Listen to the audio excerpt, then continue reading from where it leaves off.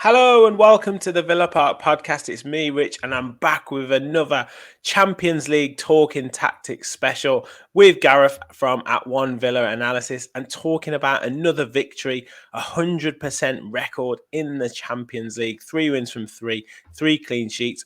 It could not get any better, Gareth. No, still going strong, ain't we? Still plugging away, still getting those wins and top of the Champions League. Who'd have thought it? Exactly. It's easy, this Champions League, like I'm telling you. It's absolutely easy as anything. Make sure you smash that like button, people. Make sure you hit that subscribe button. Help us on the road to 5K. The response we've had from the last 2 or 3 videos we've done, we seem to be back in the flow of it now after the international break, but the response has been amazing. Get your comments in, get your thoughts in on the performance from Tuesday night. And as I say, hit the like button, hit the subscribe button as well. So let's get straight into it. Tail of the tape. And we were talking before we came on to the show, Gareth, that, Bologna didn't do too badly.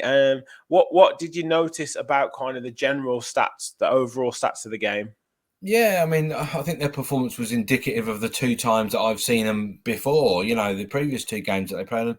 Yeah, a lot of the defensive stats are again in their favour because they were defending for the most part, of course. But there's fairly decent possession of the ball. You can see the pass count is quite similar. Corners and the goal kick lengths are a little bit different. But like I say, the defensive metrics are what we're looking at here that reflect how Bologna had to defend for the most part. Yeah, interceptions, obviously 8 against 4, clearances, 17 against 14. But yeah, absolutely right. And tackles, 24 tackles and only 11 wins. So yeah, definitely they were on the back foot and Villa were pressing forward. So, and we managed to get the 2 goals as well to control the game. Looking at the passing sonars, anything that you were noticing here about direction and frequency of passing? No, I just think Diego Carlos was quite instrumental again, and he was the highest pass combination to Ezri Konsa in this game with 27. Now, if we remember rightly, he was also the highest pass combination to Matty Cash in the last game. So quite interesting to see. And what I did notice is that Carlos and Torres were really quite far apart in the build-up play, weren't they, if we remember? And that's not something we're quite used to. So that was a little bit different as well. But yeah, you're just looking to get your attacking players higher up the pitch, leave the 2 centre-halves, and plus with Ezri Konsa sitting off, a bit of a shield in Onana, and just let the others do their thing. Yeah. Anything with the Bologna sonars or positionally, anything that you noticed too much here? Yeah, I just think they were quite tight, weren't they? They tried to make us compact. They tried to sort of force us out in wide areas where we're relatively strong. Their out ball was on the right-hand side there. Didn't quite come to much. But yeah, I mean, it's not a bad shape overall. Yeah, and again, something we noted before we came on the show that they were quite well organised, they were quite well structured, so that definitely points that out. In terms of the networks, again, anything standing out? Maatsen quite high up there, looking at that. He had a really good game, I thought. Anything else to kind of point out? Yeah, I mean, Maatsen was really impressive when he sort of played that Luca Digne role and some, if you like. I mean, there was a lot of passing around at the back from us. We can see the dark red there sort of quite a lot across the back four, but it's clear that we're back to using that. We were back to using that left-hand side with Maatsen and everything else. And a clear left-sided bias. Look at the combination of play. You got, JJ coming on at number 41. You got McGinn on that side, Tielemans on that side, and Watkins dropping deeper in there. So you utilising that side quite a lot. Leon Bailey, not so impressive again. Didn't see a massive amount of the ball, and when he did, either lost it or sort of misplaced a pass or whatever. And yeah, just not that great really. But in terms of Bologna, just a straight back four across the back there, just trying to keep hold of the ball when they could. Yeah. I mean, that kind of defensive shape as well. you know, a lot of the time there was a doubling up, even a tripling up on players like Leon Bailey, and unfortunately, he hasn't necessarily got the power and the pace. He got the pace, but he hasn't got the power and the running ability of a Morgan Rogers, where players just bounce off him and just hanging on to him, and he's still running. Like, he's incredible sometimes. Yeah, it's he was a bit. I thought he was going to get going, and then he didn't, and then he did, and then he didn't. But he just doesn't look 100% to me yet. Yeah. Shot map and the XG. Anything to note here? No, again, I think it refers back to what you say. Bologna were quite well organised, and they had their chances. They got the two ones that are relatively close to the goal there, and I think if they could have put maybe one of them away, would they have stood any chance? I don't know. But it's just important that I think that chances were there for both sides. I mean, 16-12 is not a bad shot count for either side. They just couldn't convert. Yeah. Obviously the goal there from John McGinn. Yeah, it's right bizarre. out on that side. Yeah. But you put it in an area like that, and it's either begging for a touch or it goes straight in. We've seen it quite a few times. Yeah, I mean, I think I was impressed with John McGinn. I've got to say, he looked like he hadn't been away. Yeah. He was great. Game flow, and again, showing that, I think, fairly controlled performance from us. Couple of little spells for Bologna. Yeah, we controlled it. I think 1.8 XT expected threat value is pretty good going, to be honest with you, for even at home against a team like Bologna. That's not a bad return at all. And yeah, we can pretty much see that we controlled the game.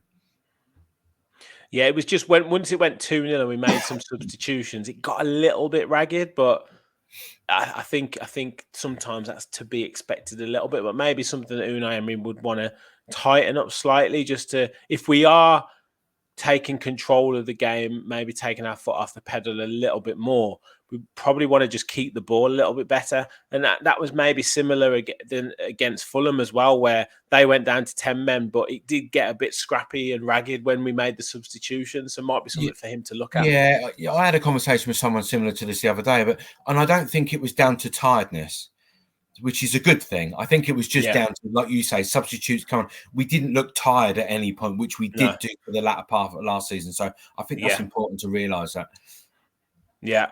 And looking at our passing end locations before we kind of go into where the chances were and how we created them. Again, anything to kind of point out here? A lot of bias down that left-hand side, would you say?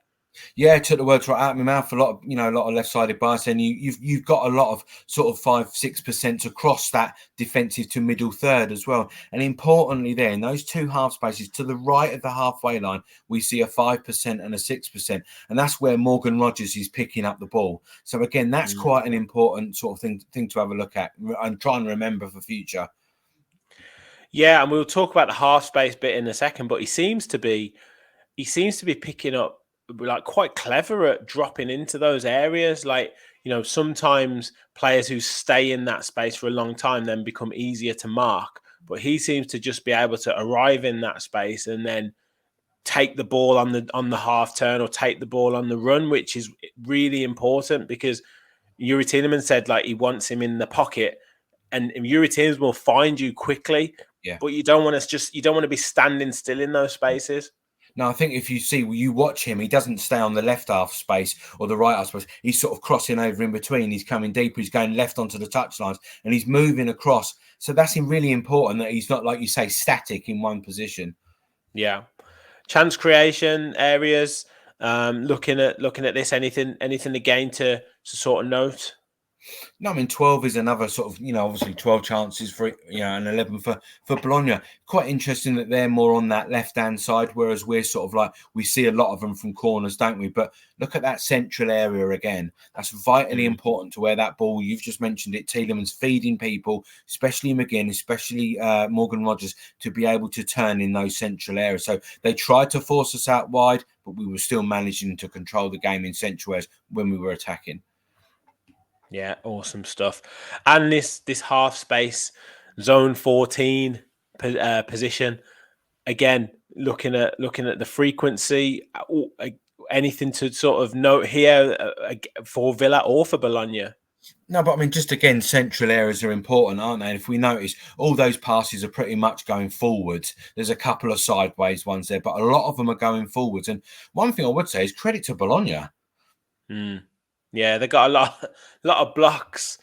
And Maatsen had a brilliant game, but again, he might want to work on that crossing. Once he gets into that position, can he pick out a Villa man, or can he put it into a really dangerous area where a Rodgers is running onto it, or a Bailey's coming in at the back post? Because they seem to get blocked by the first player a few times. But I mean, this is splitting hairs. But I'm just saying, like, if we're being really kind of nitpicking, then he's getting in some brilliant positions, but you just want to make sure it's finished off with a shot or something like that. Yeah, I watched the game with my old man. He's not a Villa fan, but I watched it with him around his house, and it was interesting because I said to him, "Do you know what, Max?" I said, "He's having the game of his life.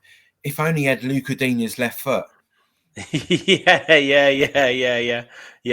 It's that he's got that effervescence, hasn't he? That enthusiasm, and you can see him like up and down, and he reads the game really well in defense as well as attack in that particular game.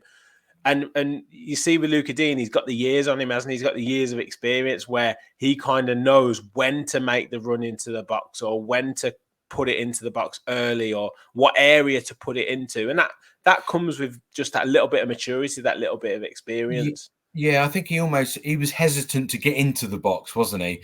Do I stay outside and do I cross? I don't want to sort of be caught out of position defensively, sort of thing. But I thought he was the player. That's the sort of what you want from managers.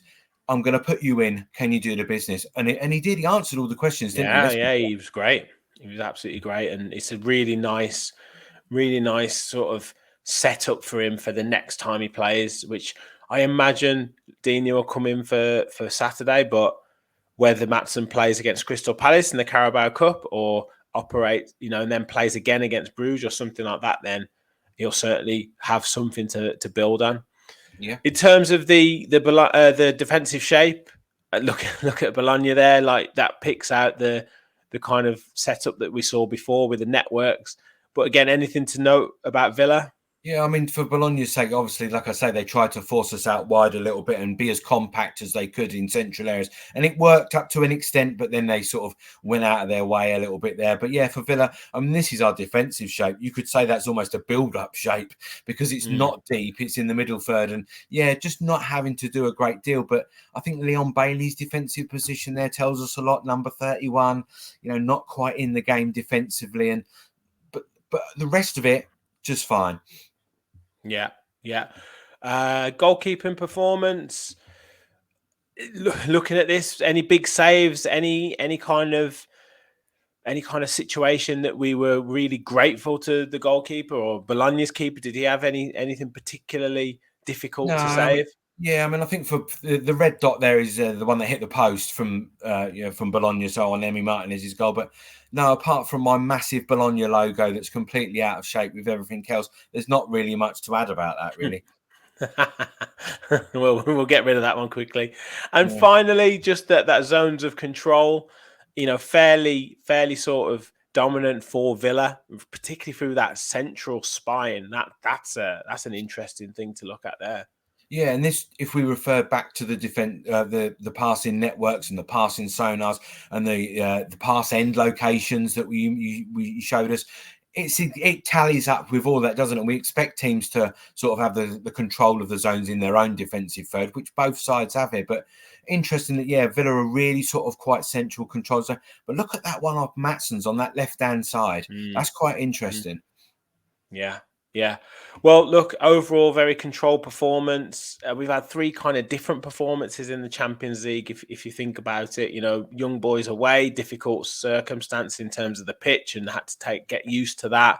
And then first game and everything like that in the Champions League, and grew into the game and kind of finished the game really strong. Then Bayern Munich, we had to really defend for our lives and work our way into the game, and then scored when we had that chance. And then, what I felt like on Tuesday was just a real controlled European performance, almost like we'd been veterans in Europe for season after season. And that really does bode well for the rest of the competition. And I think also kind of puts into focus fact that we had the Conference League last season as a bit of a test run of how to navigate European football. Yeah, definitely. I think you're right. I think the Conference League really did help last year, and we could always say that the Bayern Munich game was a one-off. You know, if we played them again, we may not win the game, but so it was a bit of a thing. But that gave us the confidence to then be able to play like we did in this game. I think form comes into it, of course it does, but I think this was probably the most complete almost.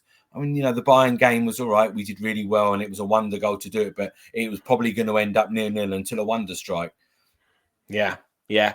Well, look, we've got 5 more games to go. We've got 9 points already. We've pretty much 1 or 2 points needed to guarantee the playoff spot. We've got to be looking to go for that top 8. Bruges next, definitely a winnable fixture. So all signs are great. Gareth, once again, thank you so much for your fantastic analysis. Where can people find these Viz images, and where can people find you to follow you predominantly on X? Yeah, they're all going to go on at One Villa Analysis, all the vids and everything, but at that great AJC as well. Brilliant, brilliant. Well, thank you everyone for watching. Make sure you smash that like button and hit that subscribe button. Help us on the road to 5K. We will be back with match preview for Bournemouth. We'll be back with match reaction, hopefully with after a victory, and obviously talking tactics as well to come next week. Carabao Cup preview, so many shows to come. Thank you all for watching, and as always, remember, we'll follow the Villa.